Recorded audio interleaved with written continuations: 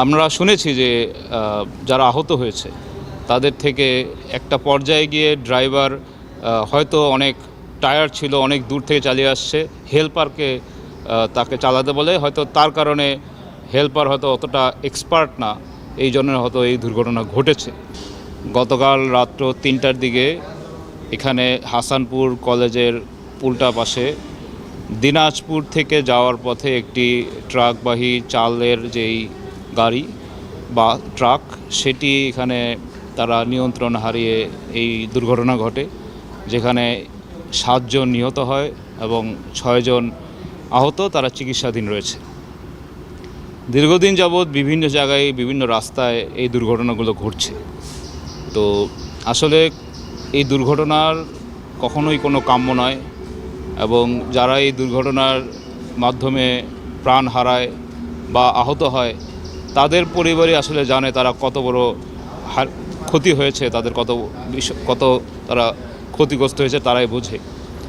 তো আমরা বলতে চাই, যেখানে আপনি যেটা বললেন যে ট্রাকবাহী যানবাহনের বিশ্রামাগার, এটা আমাদের এখানে আমাদের ইউনো মহোদয় আছেন, এসিলেন্ট মহোদয় আছেন, আমরা ওনাদের মাধ্যমে এখানে হাইওয়ে পুলিশ সহ আমাদের ডিসি মহোদয়ের কাছে আমরা বলবো, আমাদের সরকারের কাছে অনুরোধ জানাবো যে যদি সম্ভব হয় এখানে যারা ট্রাক বা বাস অনেক দূর থেকে চালিয়ে আসে তাদের জন্য যদি একটি ছাউনি বা বিশ্রামাগার করা যায়, তাহলে কিছু সময়ের জন্য হলেও তারা একটু বিশ্রাম নিতে পারে।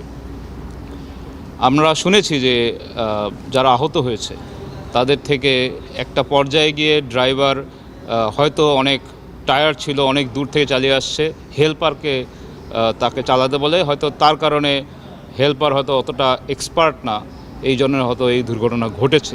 আসলে কী কারণে ঘটেছে এটা মহান আল্লাহ তাআলাই জানে। আমরা দোয়া করি যারা নিহত হলেন মহান আল্লাহ তাআলা তাদের জন্য শহীদি মৃত্যু দান করেন এবং তাদেরকে জান্নাতুল ফেরদৌস নসিব করে, এবং যারা আহত তারা যাতে দ্রুত সুস্থ হয়ে আবার আমাদের মাঝে ফিরে আসতে পারেন সে দোয়া করছি। ইতিমধ্যে জেলা প্রশাসনের মাধ্যমে যারা নিহত হয়েছেন তাদেরকে প্রত্যেককে 25,000 টাকা এবং যারা আহত হয়েছেন তাদেরকে 15,000 টাকা দেওয়া হয়েছে। ইতিমধ্যে আমরা ইউনো মহোদয় থেকে এটা জেনেছি। তো আমরাও এখানে যারা আমরা এসেছি বিএনপির পক্ষ থেকে, আমাদের পক্ষ থেকেও যারা এখানে নিহত হলেন তাদেরও আমাদের পক্ষ থেকে কিছু সহযোগিতা থাকবে।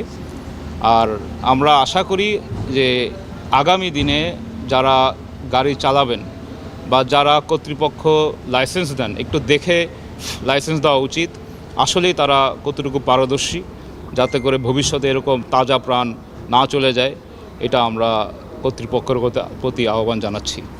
দৈনিক আজকের বাংলা .net